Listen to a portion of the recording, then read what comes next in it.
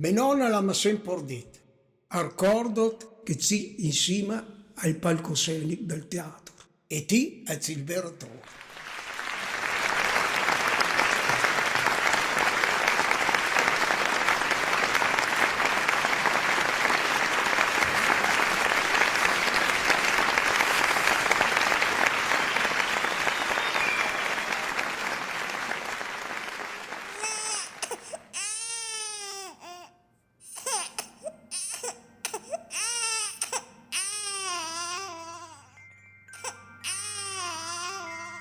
Mi chiamano quello nato sotto il banco perché a quei tempi i miei genitori mi mettevano in una cesta di vimini e mi tenevano sotto il banco di vendita.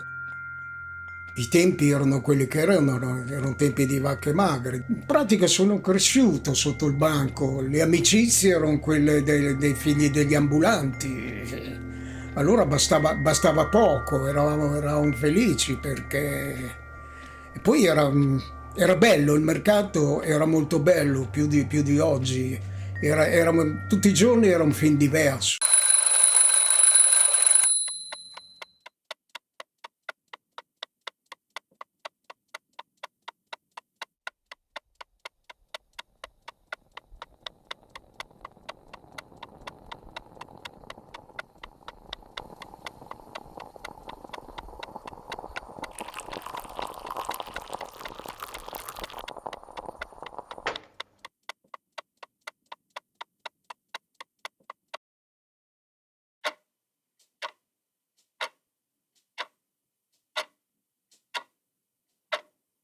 Interrompiamo le trasmissioni per comunicarvi una notizia straordinaria.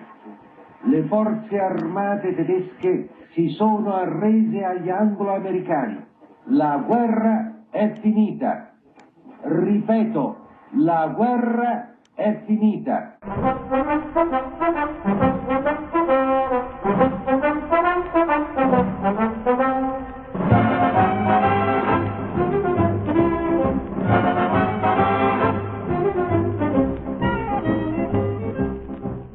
La mia era una famiglia di ambulanti. Mia nonna è stata la prima, già prima del 1934, quando è stata rilasciate le prime licenze del commercio ambulante. Lei esercitava già sulle scalette della ghiaia e questo gli ha dato la possibilità di avere una delle prime licenze. Mia nonna si chiamava Angiolina e tutti la chiamavano Angiola. Per restare sempre qui, mangia e beve tutto il dì, Angiolina, Angiolina. Era una grande venditrice, forse era dovuta al fatto che allora per sopravvivere bisognava essere molto bravi nel lavoro.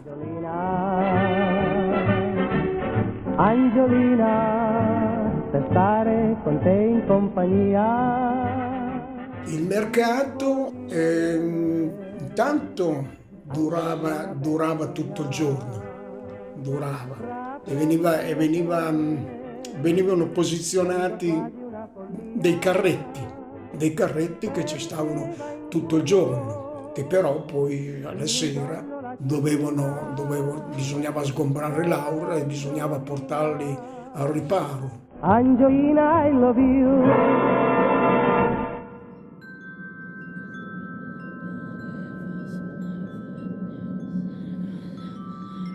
Il carretto l'avevamo nella casa in cui sono nato, in via del Conservatorio, che era un corridoio che ci passava appena, era distante 500-600 metri e ci voleva almeno 20 minuti per arrivarci. Acqua, neve e tempesta, ma quelle erano le cose che si dovevano affrontare. Era pesantissimo perché aveva le ruote di legno, era carico di teleria, sia fatta, confezionata, sia da fare. Cioè era diversi quintali, era poi tutto il carretto stesso, con le tele, i legni da sostenerlo, insomma era veramente impegnativo. Però questo non ci fermava.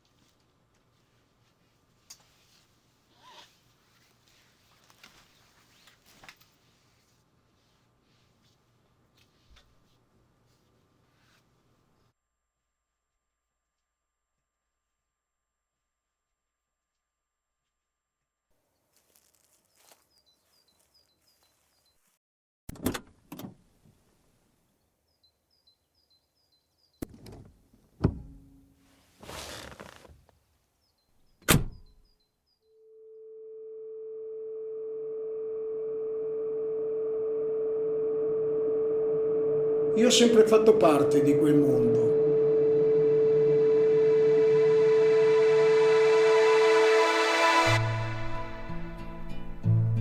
Buongiorno bambini. Buongiorno signorina maestra.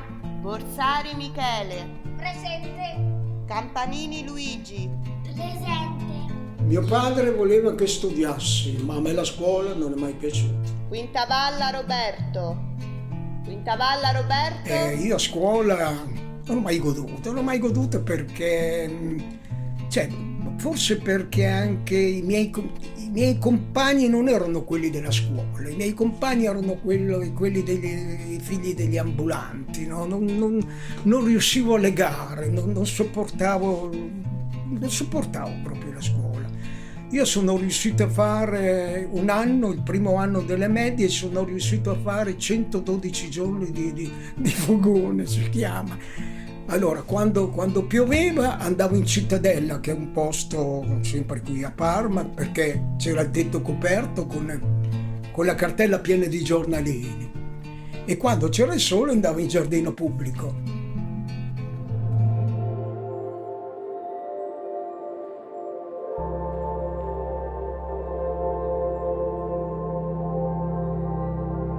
Poi ho scoperto i battitori.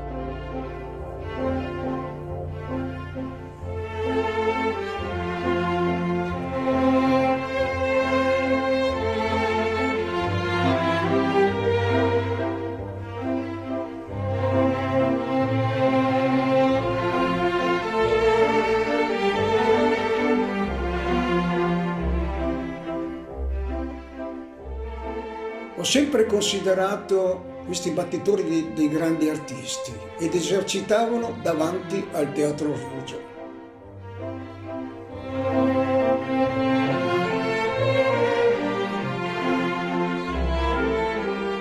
Parma è stata sempre una città importante per la lirica, dato i natali a Giuseppe Verdi.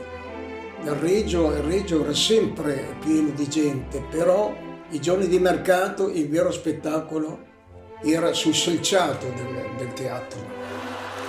Fuori, sul marciapiede, tutta questa gente che si fermava, questo vociare, questo mondo così interessante.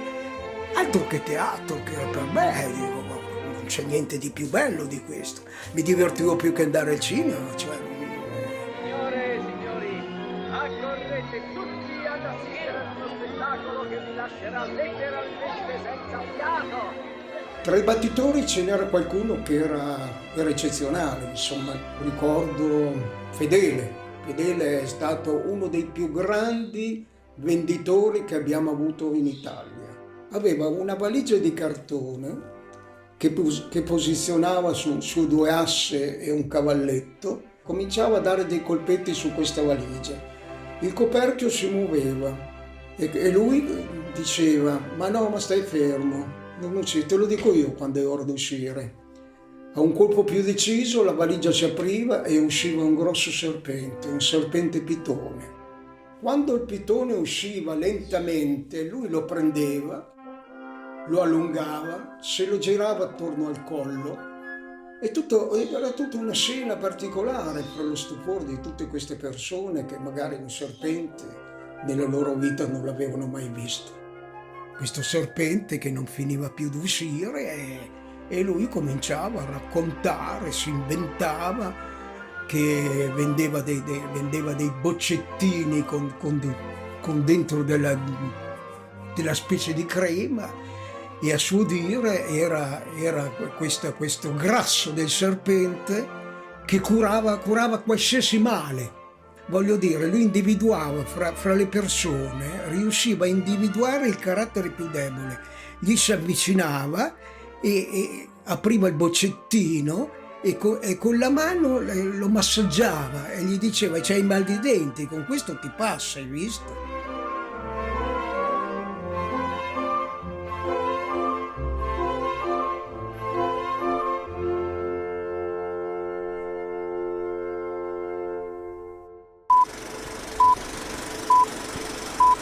Ma siamo già a Parma. Guardate Adorni, il suo perfetto stile, la potenza, la grinta e l'applauso della gente. Corre in casa, sono tutti per lui. Fedele aveva inventato addirittura un Pinocchio che pedalava su una bicicletta. Era veramente qualcosa di particolare, si fermavano tutti a vedere questo Pinocchio.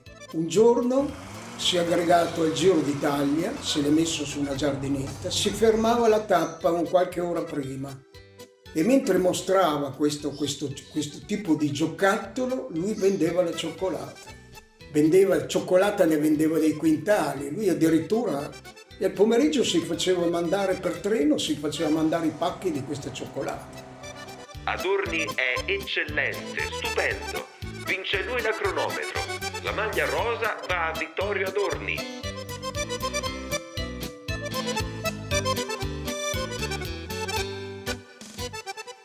Io ho conosciuto un grande venditore, un certo Bolognini, molto bravo, che raccontava un sacco di storie. Lui faceva il banco e metteva tutte delle scatole sull'asso, no? Faceva il suo trap, raccontava tutte le storie immaginabili, era piacevole, la gente stava ad ascoltarlo. E poi andava in rottura, si dice andava in vendita. Lui era capace di fare mettere le 1000 lire sulla scatola che la gente non sapeva cosa c'era dentro. Lui raccontava: guardate che c'è dentro sempre qualcosa. Ed è vero che c'era qualcosa, però la sua capacità di persuasione era tale che riusciva a farci mettere i soldi e la gente non sapeva cosa c'era dentro. I battitori facevano parti mercati, quando non c'era facevano le fiere importanti. Una delle fiere più importanti era la fiera millenaria di Gonzaga. Quello che stupiva è che venivano chiamati e li pagavano perché ritenevano che era uno spettacolo utile alla fiera ed erano seguiti, la gente veniva dai paesi vicini per venire ad ascoltare queste persone qua.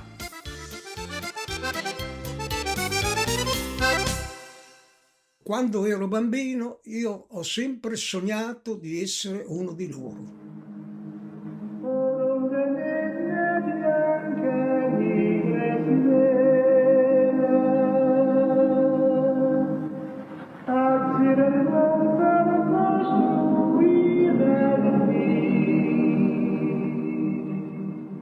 Li ho imparati a conoscere poco alla volta, gli facevo a qualcheduno dei piccoli piaceri, mammi prende le sigarette, mammi qua, mammi là, siamo diventati amici, mi hanno preso sotto l'ala, mi hanno anche insegnato.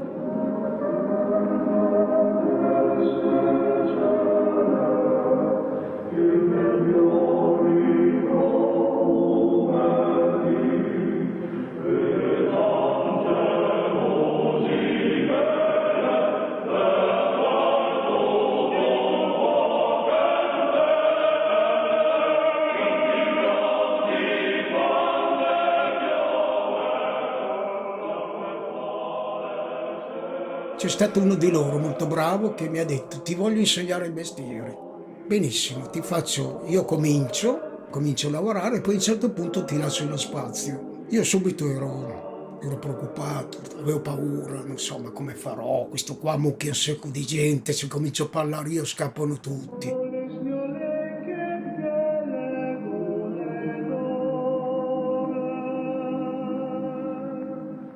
La nonna già la mattina al risveglio mi ha detto: oggi è il tuo giorno, vedrai che ci riesci, non aver paura, tutte queste cose qua. Me l'ha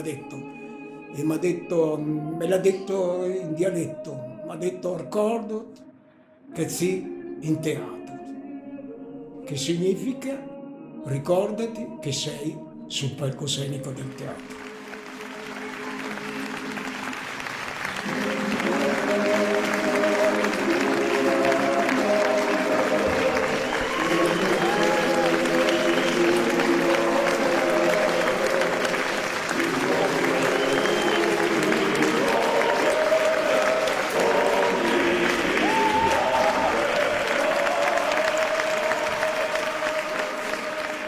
I miei amici mi dicevano che ero mica normale, mi dicevano che ero un coglione, perdere del tempo, andare a vedere questi cioccapiali, chiamavano cioccapiatti, loro non capivano questa filosofia qua. Nonna ha sempre avuto ragione, ero strafelice.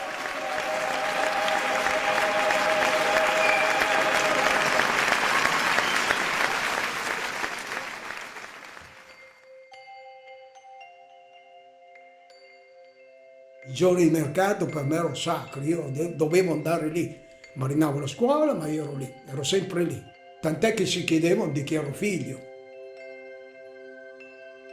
Mio padre non l'ha mai saputo perché qualcuno è andato a dire, e allora quando sono arrivato a casa ho fatto finta di niente e mi ha detto: e oggi cosa hai imparato a scuola? Cioè, ho imparato gergo. E allora lui è rimasto lì, ha capito tutto, non mi ha più detto niente, fa un po' quello che vuole.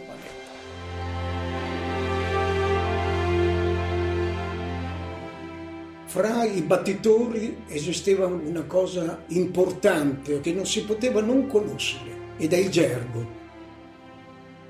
Il gergo è una lingua di questa gente qua che, viaggiando spesso in territori diversi, avevano bisogno anche di parlare fra di loro senza farsi capire, non volevano farsi conoscere.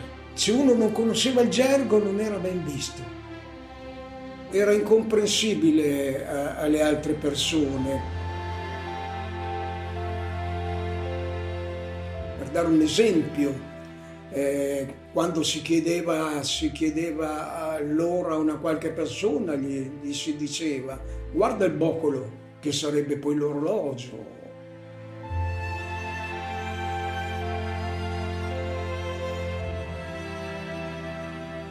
Oppure se si invitava qualcuno a bere, gli si diceva: andiamo in chiesa. Per intimorire magari qualcuno, stai attento perché vai a finire in buiosa.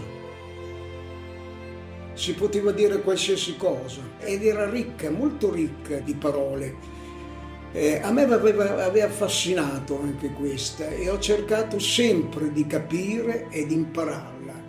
E direi che forse di stare in mezzo a questa gente c'ero riuscito. E l'abbiamo parlata, io finché c'ero loro l'avevo imparata bene, se ne parlava. Poi poco alla volta, questa gente era molto più anziana di me, ho cominciato a morire, non c'è più rimasto nessuno della mia età, non ha più parlato nessuno.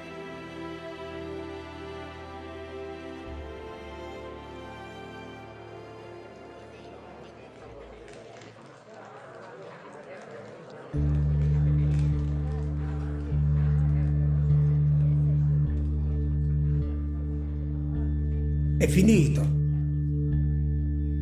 Credo a Parma sia stata prima di tutto la sovrintendenza che vedeva forse svilito il fatto che il marciapiede, le colonne fossero invase di gente.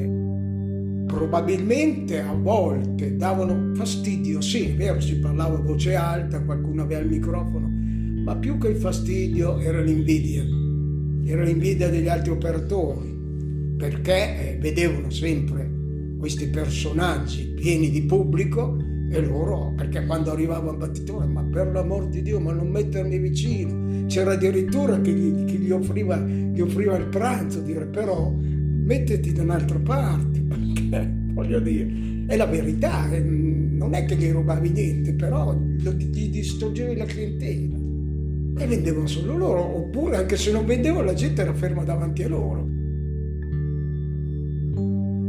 E io sono stato l'ultimo che ha fatto questo lavoro qua, ed è un peccato perché ancora oggi sono convinto che queste persone qua avrebbero successo, perché la gente ha bisogno di sentire delle storie. Noi eravamo diversi dagli altri, non vendevamo solo le merci, ma vendevamo qualcosa di molto importante.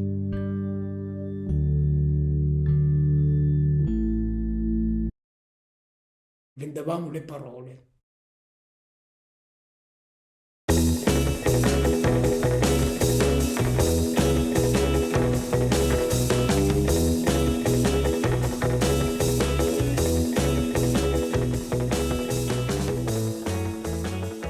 Finita l'esperienza del lavorare al trap, di lavorare con i battitori, quando ho avuto la patente ho cominciato ad andare a fare i mercati in provincia. I mercati di provincia ci andavo con mia nonna.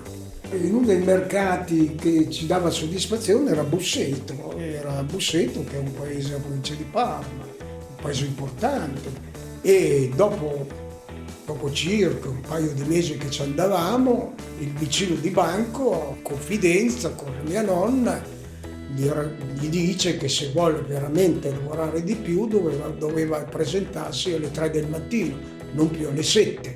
Lei è stata lì a ascoltarlo, giustamente, e lui gli ha spiegato che dalle 3 alle 7 c'era il mercato ovicolo dei polli.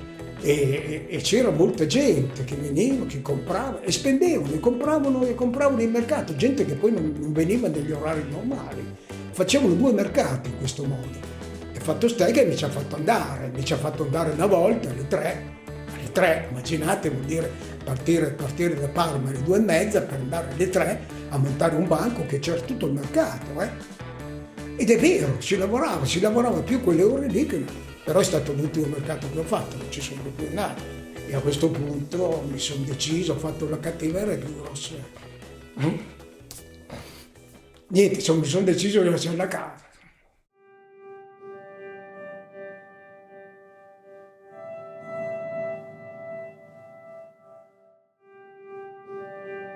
Caricavo la macchina, caricavo il successo diverse volte, per giustificarmi caricavo il sedile di fianco con tutte le stoffe. Ecco, questa è una cosa che probabilmente non rifarei.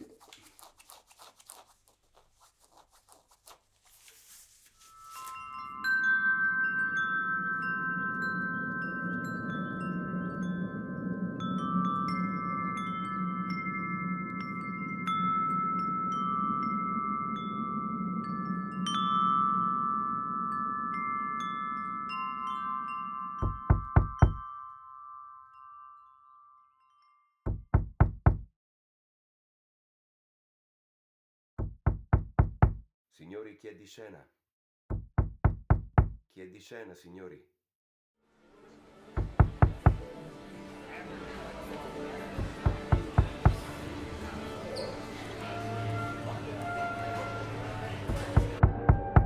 Signori, chi è di scena?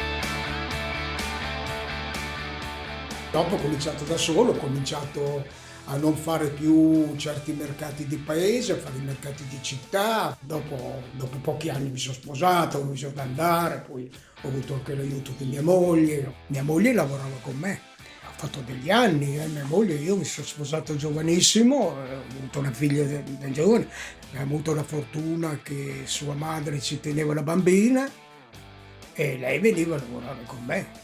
Insomma, i mercati in quegli anni c'era solo il mercato. Quando mi sono sposato avevo preso in Piazza Ghiaia, c'erano dei box, che erano dei banchi fissi con una tettoia, l'avevo preso uno per mia moglie. Il sabato venivano da tutti i paesi della provincia in Ghiaia, il sabato pomeriggio non si passava dalla gente che c'era. Io mi ricordo che c'è stato un periodo che compravo dei pantaloni a Brescia, che erano quelli che aveva lanciato Celentano, con in fondo larghi, ne vendevo 300 paia il sabato pomeriggio.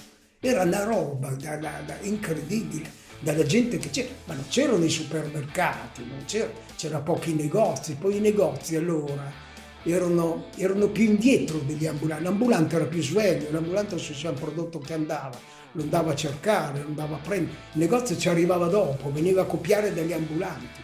Io mi ricordo il mercato che stavamo attenti a posizionare, a scartare gli scatoloni, di tirarci via le etichette delle ditte, perché c'era qualche negoziante che veniva lì proprio dicendo che gli serviva i cartoni, invece gli serviva le etichette per capire dove compravamo le merci. E noi ci divertivamo a mettere delle etichette con degli indirizzi fasulli. Ma sì, ma dai, ci divertiva anche con quello. Sono stati anni di soddisfazione. Il mercato è sempre stato un punto di riferimento alle famiglie italiane.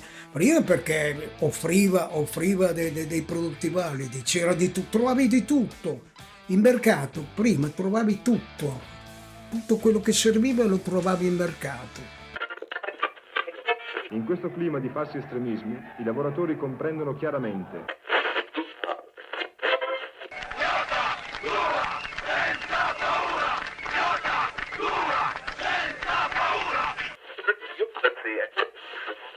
Io credo che un sindacato di questo tipo sia importante per coloro, innanzitutto, che svolgono il servizio, i cui problemi non possono essere dimenticati, sono anche loro dei lavoratori. Nasce la Confesercenti.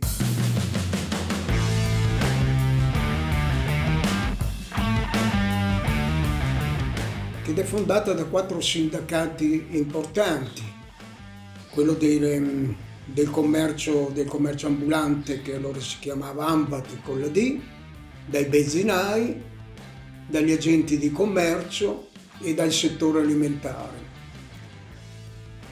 Questo è servito ad avere più forza dal punto di vista sindacale nei confronti delle istituzioni.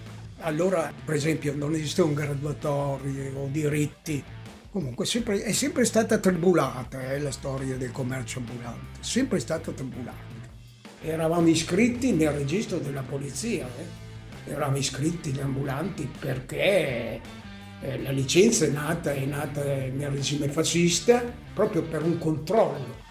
Allora, le licenze erano date non solo a chi aveva bisogno di lavorare, ma soprattutto anche, bisogno c'era anche per loro sinceramente, ma soprattutto anche a gente che erano degli antifascisti conosciuti, che erano dei cosi, oppure a dei delinquenti comuni, a dei ladruncoli.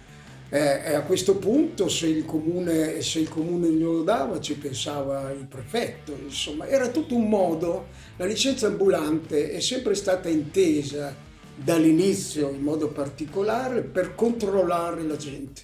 Questo è stato fatto per tantissimi anni. Il fastidio più grosso non era tanto l'autorizzazione, il fastidio più grosso era avere la concessione, cioè avere il posto per lavorare.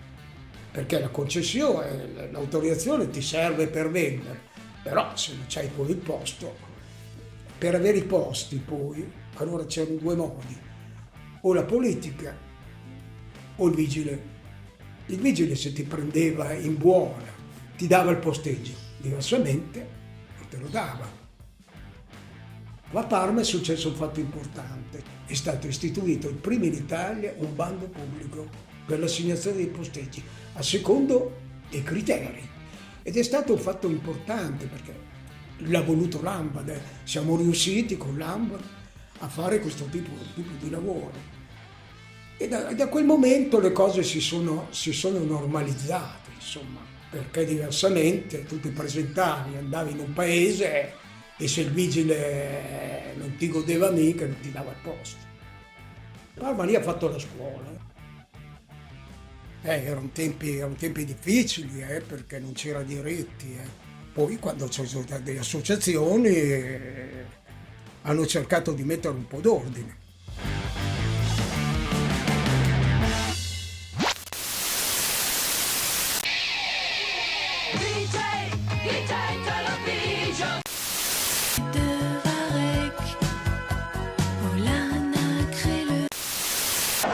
Gentile ha finito, campioni del mondo, campioni del mondo, campioni del mondo.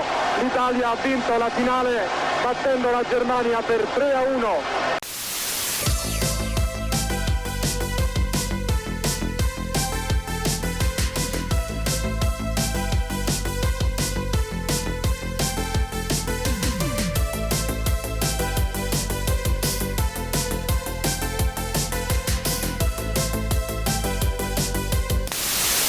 Gli anni '80 sono stati anche per i mercati ambulanti l'inizio di un periodo d'oro. Noi eravamo in grado di avere, chi era più sveglio degli altri, era in grado di avere le merci più importanti e di moda che uscivano sul mercato. Beh, la qualità dei prodotti del mercato dagli anni '80 agli anni 2000 era molto alta. Era molto alta perché c'era una produzione italiana sia di moda che di qualità molto alta. Poi sono gli anni in cui c'era la gente che impazziva per le firme e gli ambulanti sono stati i primi a metterli in commercio nei mercati a dei prezzi accessibili. Poi io sono uno di quelli che non mi sono mai fermato, ero uno dei pochi che andava direttamente a Como a comprare la seta, andava a Prato a comprare la lana. Io avevo una ritmo che era vecchia e si era arrugginita. Allora l'ho portata al carrozziere, mi aveva chiesto una cifra, che io no. Era uscito un prodotto che si chiamava Ferox, che si dava sulla ruggine e la bloccava. Solo che questo prodotto era nero e rimaneva il nero. Io quando guardavo la macchina che ho finito dico questa è stata mitragliata. Allora la vergogna di presentarmi con una macchina così, prima per la macchina, poi anche perché ero un ambulante, presentarsi davanti a loro come ambulante, almeno questo era il mio pensiero, non mi avrebbero accettato. E lasciavo la macchina a diversi isolati dalla fabbrica. E mi presentavo come venditore, a volte come venditore, a volte come sarto che doveva confezionare dei vestiti.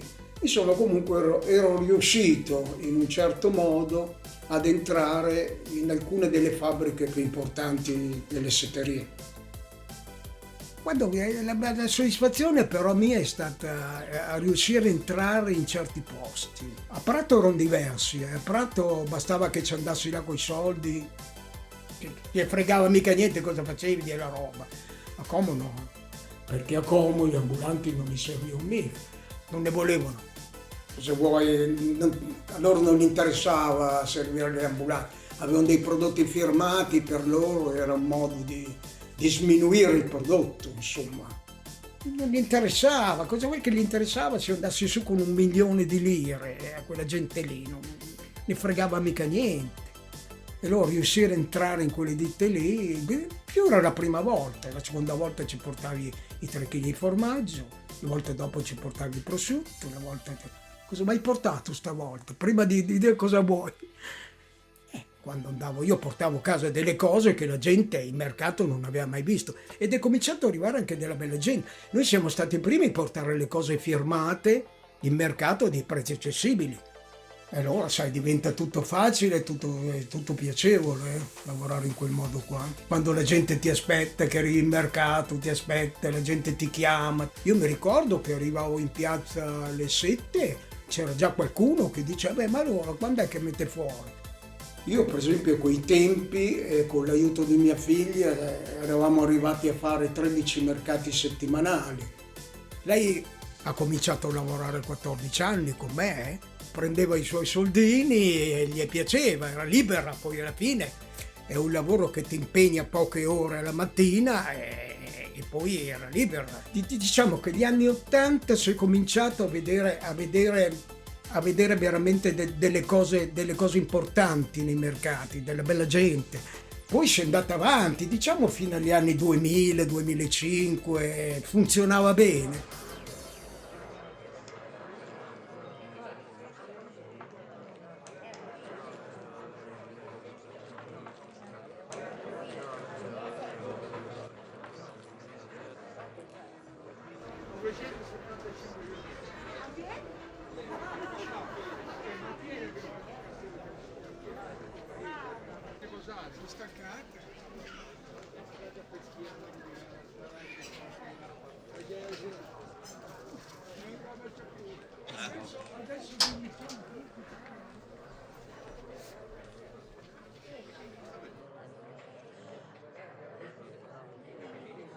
Ma sai, il rapporto fra gli ambulanti è un rapporto strano, è un rapporto, una volta era un rapporto solido,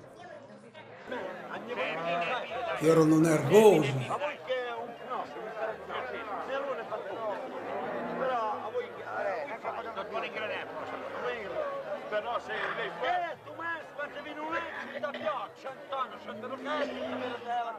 Erano anche capaci di picchiarsi la mattina e poi andare a prendere il caffè assieme. Ma era un mondo nostro, ma poi eravamo amici, perché poi la vita non si svolgeva solo in mercato, si svolgeva anche dopo, si andava fuori la sera, si andava in giro assieme. Cioè era il nostro mondo, sembrava quasi un mondo chiuso. Perché ci volevamo bene alla fine, ci volevamo bene, insomma. Era un clima da ridere, non c'era invidia, erano tutti buoni, forse perché si lavorava tutti, forse.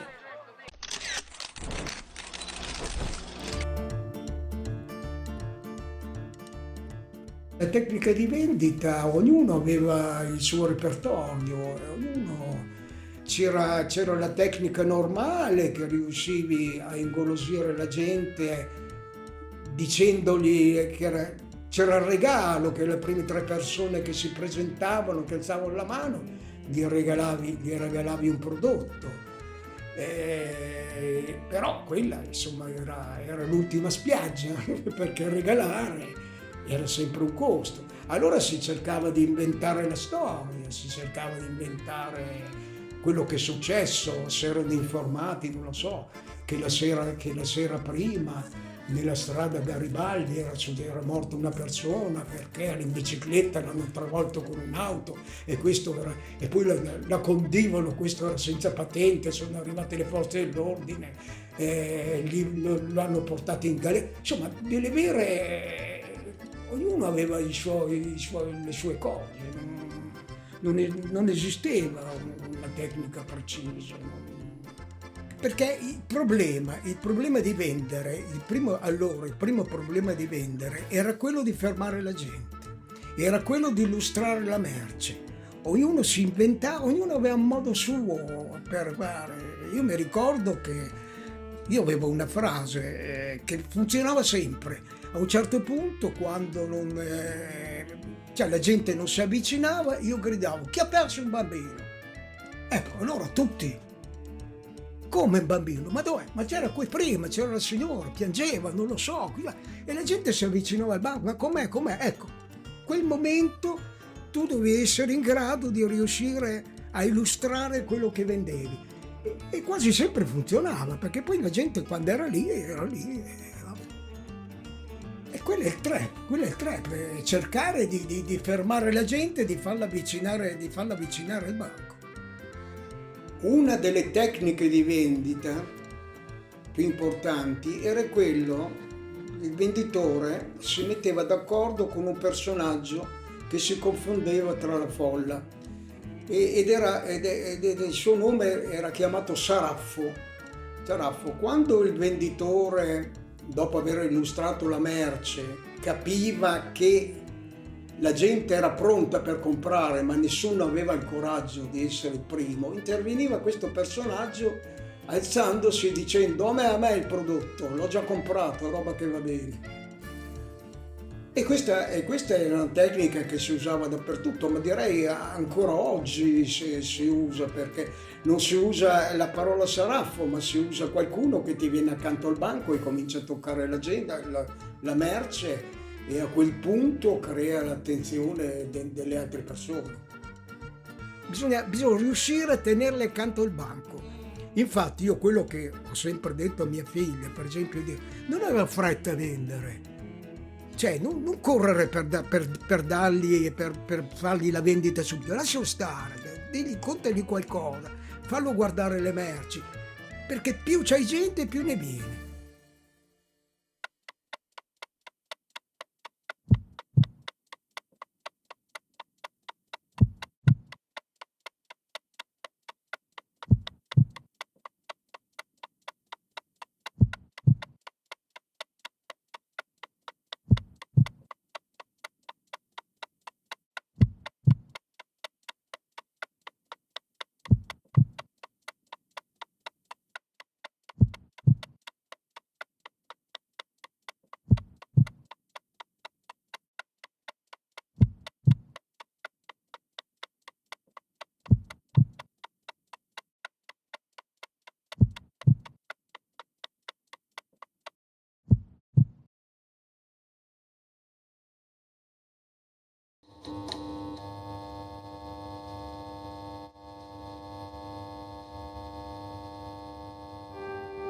Quando sono nati i primi supermercati tipo Lupin e la Stand, che sono stati i primi, si è visto subito con una certa preoccupazione, che poi non è stata, alla fine non ci ha dato un grande fastidio, sinceramente, questa attività. Il fastidio è arrivato dopo con i centri commerciali, è arrivato più avanti, perché i centri commerciali sono stati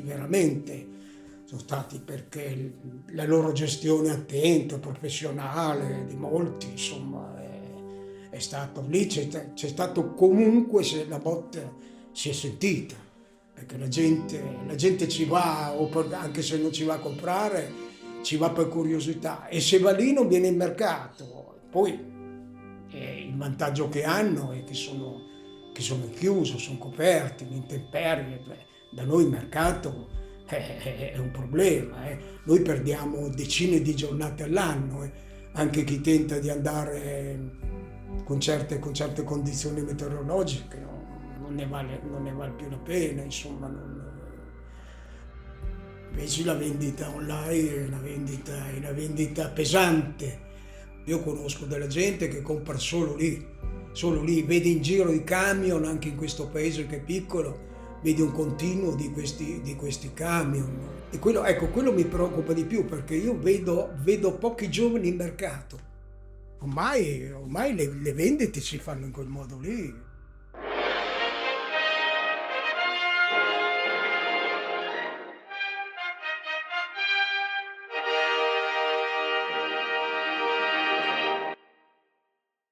Non è la prima volta che il nostro paese si trova ad affrontare emergenze nazionali. Ma siamo un paese forte, un paese che non si arrende, è nel nostro DNA. Stiamo affrontando la sfida del coronavirus, è una sfida che non ha colore politico, deve chiamare a raccolta l'intera nazione. È una sfida che va vinta con l'impegno di tutti. L'Italia tutta è chiamata a fare la propria parte. Il Covid è stata una tragedia. È stata una tragedia perché era difficile andare avanti, perché soldi non se ne prendeva, bisognava stare chiusi in casa, che ci siamo stati per un periodo credo abbastanza lungo, La gente si era veramente preoccupata, erano momenti veramente di tensione. È stata un'esperienza che nessuno di noi ha mai provato. È stato un cambio.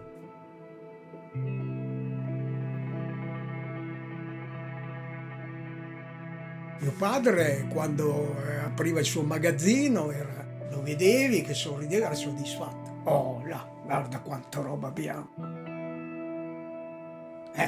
Sono proprio contento. E a me questo viene sempre in mente. Quando io vado giù e apro il mio magazzino, dico, ma porca miseria, ma guarda tutta questa roba qua.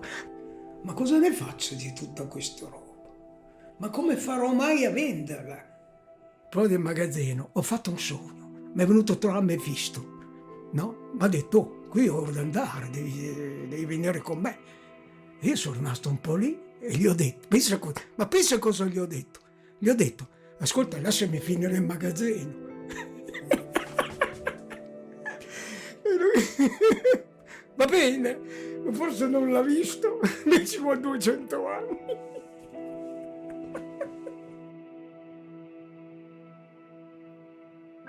Quando si è ricominciato c'era preoccupazione, ma quando si è ricominciato si è cominciato come prima.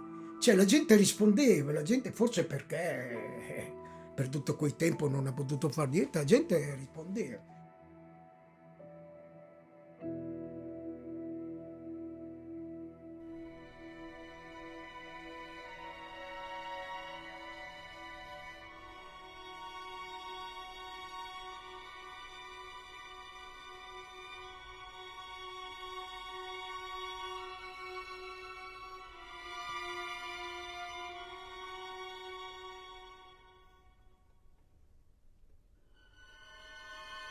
Il mercato è il più grande spettacolo del mondo, non sparirà mai. C'è tutto un mondo d'attorno. Non riesco mica a non andarci. Il commercio ambulante è un lavoro bellissimo, perché si è sempre a contatto con la gente. Si impara molto, si soffre anche, però è una cosa che si fa con passione. Io in particolare lo faccio da sempre, sono nato sotto il banco e non saprei proprio far altro. È la mia vita non solo attuale, ma anche i ricordi di quando ho cominciato, i ricordi dei miei genitori, i ricordi della mia nonna, insomma, che mai ha iniziato a questo tipo di lavoro. Mia nonna ce l'ho sempre in mente, come faccio a dimenticare mia nonna?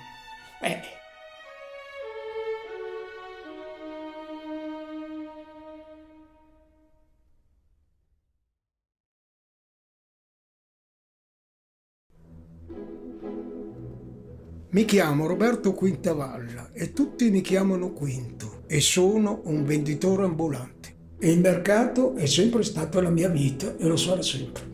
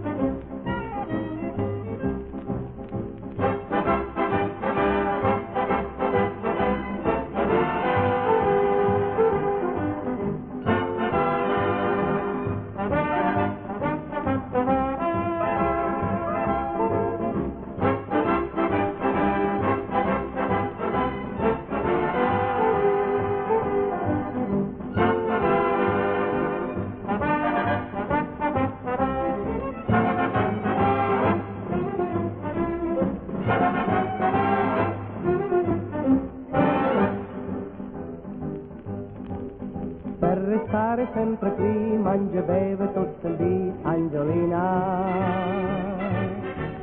Angiolina, adoro la tua trattoria. Io consumo a profusione pasta asciutta e polpetton, Angiolina, per stare con te in compagnia. Ti voglio bene, Angiolina bella mia, fra pranzi e cene spendo quasi una follia, perché va in fumo in un giorno la cinquina, cara Angiolina, Angiolina I love you.